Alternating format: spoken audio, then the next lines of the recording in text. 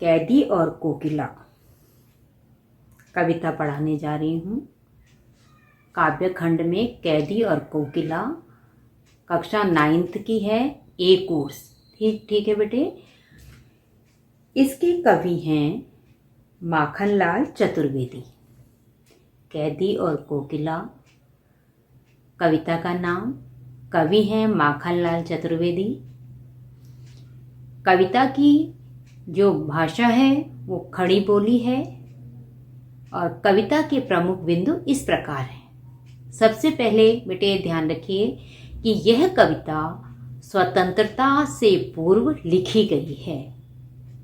दूसरा मुख्य पॉइंट है, इस कविता में भारतीय स्वाधीनता सेनानियों के साथ जेल में किए गए दुर्व्यवहारों और यातनाओं का मार्मिक वर्णन किया गया है। कैदी और कोकिला में अंग्रेज सरकार द्वारा भारतीयों के शोषण तथा स्वाधीनता सेनानियों के साथ जेल में किए गए अमानवीय व्यवहार तथा यातनाओं का मार्मिक चित्रण कवि ने कैदी और कोकिला कविता में किया है। जेल में कवि उदास और अकेला है। कोयल की मधुर आवाज सुनकर वह कोयल से अपने मन का आक्रोश, दुख और अंग्रेज सरकार के अत्याचारों को व्यक्त करता है तथा उससे इस दास्तां की मुक्ति का गीत सुनाने को कहता है।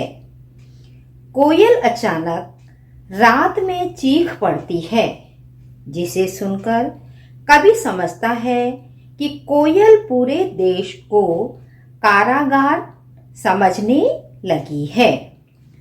अब बेटे सबसे पहले आप अपनी बुक खोलो और कविता का फर्स्ट पैराग्राफ देखिए। आप कैसे पढ़ेंगे? क्या गाती हो? कवि कोयल से क्या बोल रहा है? क्या गाती हो? क्यों रह जाती हो? हे कोयल, तुम क्या गा रही हो? और बीच में क्यों रुक जाती हो? कोकिल बोलो तो, हे कोयल कुछ बोलो तो। क्या लाती हो? संदेशा किसका है? कोयल बोलो तो। कवि कह रहा है कि तुम किसका संदेशा लाई हो?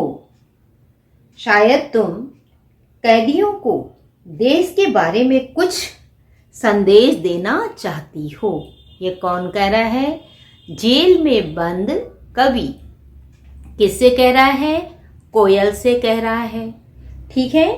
अब दूसरा देखो, अब कवि क्या कह रहा है कोयल से आगे कि हम किस प्रकार की स्थिति में, किस प्रकार की परिस्थितियों में वहां रहते हैं।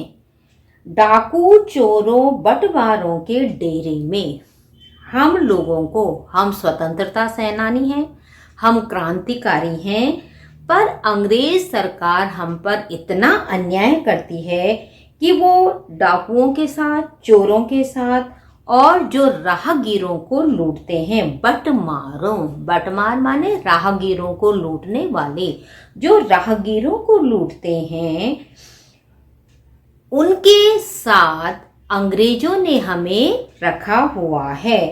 जीने को देते नहीं पेट भर खाना। हमारी ये स्थिति है कि हमें पेट भर के खाना भी नहीं दिया जाता, मरने भी देते नहीं, तड़फ रह जाना। अगर कोई कैदी मरना भी चाहता है तो वो हमें मरने नहीं देते, बल्कि हमारे साथ अनेक प्रकार के दुर्व्यवहार करते हैं। पेट भर के खाना नहीं देते, चोरों डाकुओं के साथ हमें रखा गया है, जिससे कि हम दुखी और पीड़ित होकर के आंदोलन करना छोड़ दें। जीवन पर अब दिन रात कड़ा पहरा है, शासन है या तम का प्रभाव गहरा है। वो कह रहा है कि हमारे जेल में रात दिन हम पर वहां के कर्मचारी कड़ा पहरा लगाए रहते हैं।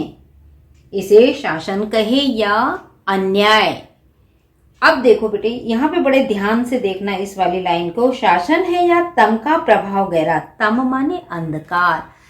तो यहाँ पे वो कह रहा है कि शासन, ये अंग्रेज शासकों का अन्याय है या तम का जो अंधकार है उसका प्रभाव है। अर्थात चारों ओर हमें अंधकार ही अंधकार दिखाई पड़ रहा है।